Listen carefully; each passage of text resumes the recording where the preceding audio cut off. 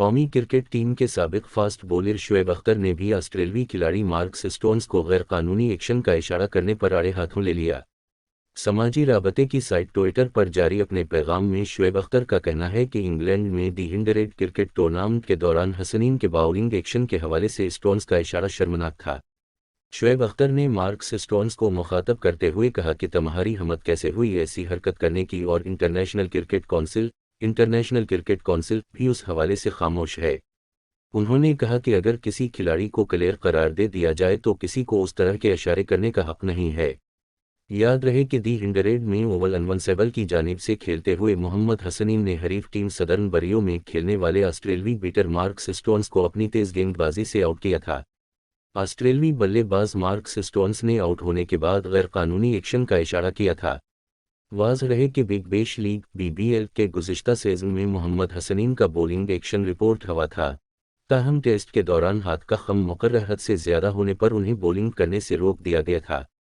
بعدازاں محمد حسنین کے bowling action کو درست کروانے کے لیے اس پر کام کیا گیا اور جون میں دوبارہ ٹیسٹ کے بعد پاکستان بولر کے بولنگ ایکشن کو کلیئر قرار دے کر انہیں بولنگ کی اجازت دے دی گئی تھی۔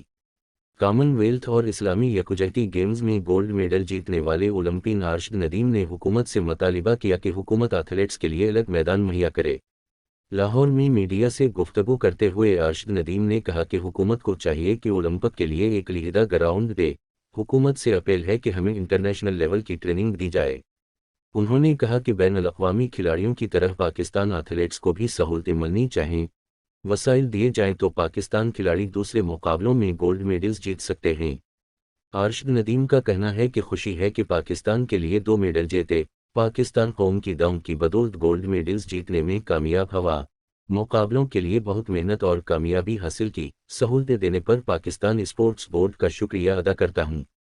دوسری جانب صوبائی وزیر کھیل ملک تیمور مسعود نے کہا کہ ارشد ندیم نے قوم کا سر فخر سے بلند کیا، ملک میں ایتھلیٹس کی بھرپور سپورٹ کریں گے۔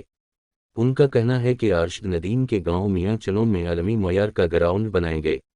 واضح رہے کہ ارشد ندیم نے کامن ویلتھ گیمز اور اسلام یکجہتی گیمز کے جیولن تھرو مقابلوں میں گولڈ میڈل جیتے ہیں۔ مزید